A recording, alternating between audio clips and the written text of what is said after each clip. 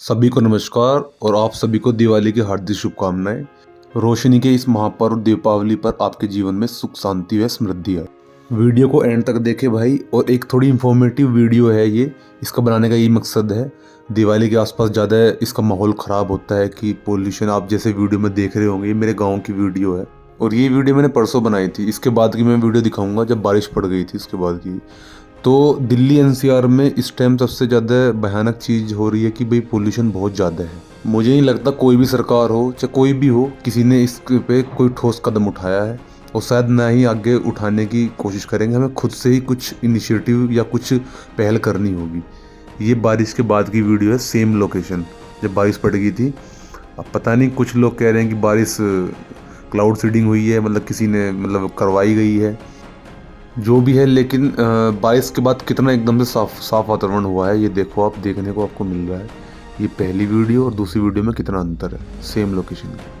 अब मेन मुद्दे पे आते हैं कि पोल्यूशन किस वजह से हो रहा है और उसके कारण क्या है। सबसे पहले तो आपका आता है वायुमंडल प्रदूषण, जो कई कारणों से होता है। फिर वाहनों का अत्यधिक उपयोग, औद्योगिकरण और यातायात संबंधित बहुत सारी चीज़ें हैं जिससे प्रदूषण के कारण हो रहे हैं ज़्यादा बढ़ने के।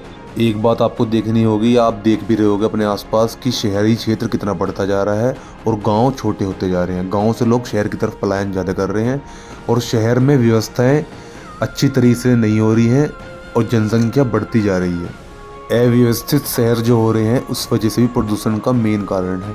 दिल्ली एनसीआर में जितना भी पोल्यूशन है, हम किसी को भी एक ही इसका कारण नहीं हो सकता, इसके अनेकों कारण हैं। और जो मुझे जो सबसे ज़्यादा मेन कारण लगते हैं, या जो हैं भी, जो जेन्युइनली मतलब जो जिनमें सच्चाई है, एक तो शहरीकरण, बढ़ती जनसंख्या और वाहनों का अत्यधिक उपयोग, और दूसरा औद्योगिकरण यानी ये फैक्ट्रियाँ।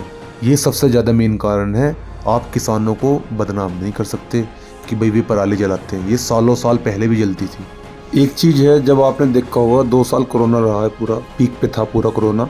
उस टाइम हवा पानी इतना साफ़ हो चुका था कि सहारनपुर एक ज़िला है, वहाँ से हिमालय के पहाड़ भी दिख रहे थे और पराली उस टाइम पे भी जल रही थी।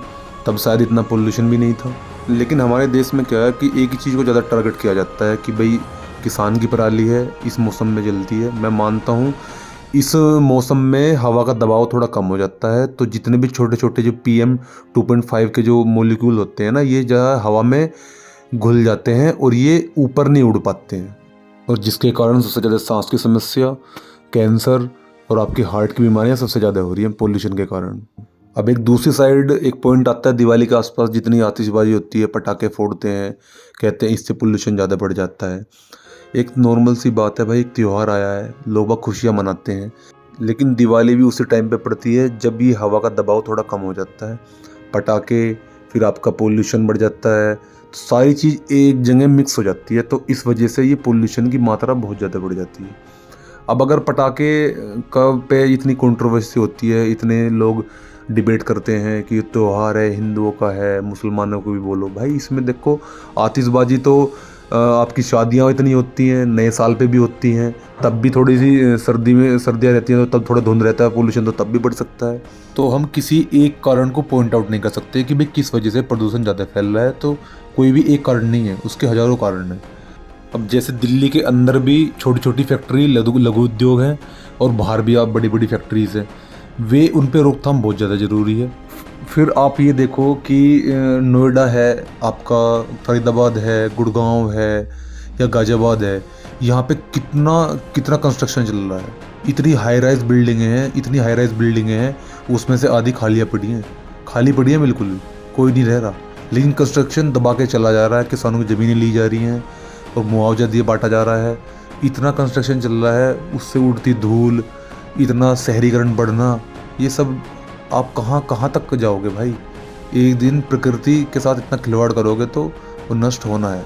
सबको पता है दिल्ली एनसीआर भूकंप जोन भी 5 पे आता है, और फिर भी इतनी हाई राइज बिल्डिंग है, और पेड़ों के नाम पे कुछ नहीं है, सिर्फ कंक्रीट के जंगल हैं। पेड़ कहाँ हैं? कहीं भी नहीं है। लेकिन नोएडा में बर्ड सेंचुरी हुआ करती थी, किसी सरकार का नाम नहीं लूँगा, उस सरकार में वो सारी आदि काट दी, उसमें से वहाँ पे बड़ी बड़ी मूर्तियाँ बन चुकी हैं। तो क्या हो रहा है? आप नेताओं के जहाँ आवास है वहाँ देखिए, वहाँ पूरी हरियाली देखने को मिलेगी आपको।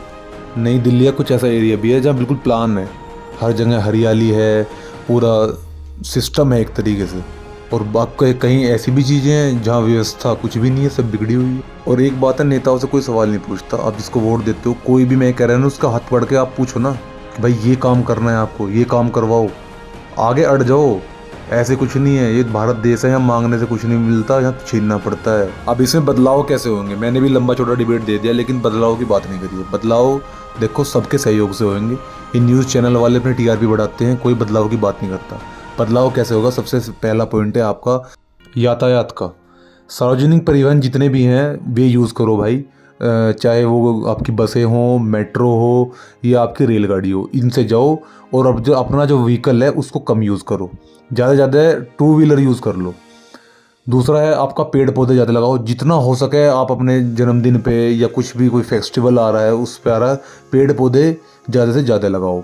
ये सबसे ज़्यादा मेन पॉइंट है, जितना आप पेड़ पौधे लगा सकते हो। और अब एक पहल चालू करो, बहुत से लोगों को मैं देखता भी हूँ, अब आगे जाके शुरुआत भी करते हैं, और काफ़ी लोगों ने एनवायरनमेंट को लेके काफ़ी कदम भी उठाते हैं।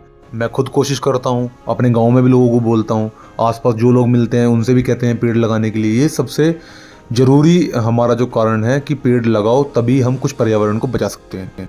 अब तीसरा पॉइंट है शिक्षा और जागरूकता। जनता को प्रदूषण के प्रभाव और उसकी कमी के बारे में शिक्षित करना बहुत ज़रूरी है। लोगों को बताना पड़ेगा कि किस तरीके से प्रदूषण के क्या क्या नुकसान है, उस तरीके से लोगों को जागरूक करना पड़ेगा।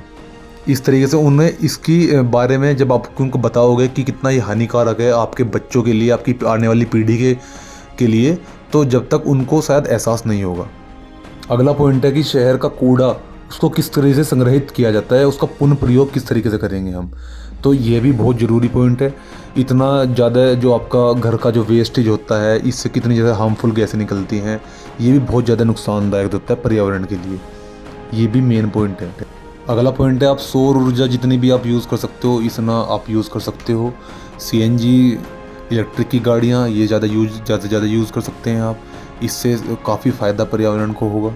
अगला पॉइंट ये है कि शहर की जो स्थिति है, जैसे औद्योगिकरण है और जो ज़्यादा निर्माण हो रहा है, उस वजह से जो प्रदूषण फैल रहा है उसको कंट्रोल करा जाए। किस तरीके से उन पर सख्ती बरती जाए कि भाई इसको आप कंट्रोल करो, नहीं तो आपका लाइसेंस या जो भी है रद्द कर दिया जाए।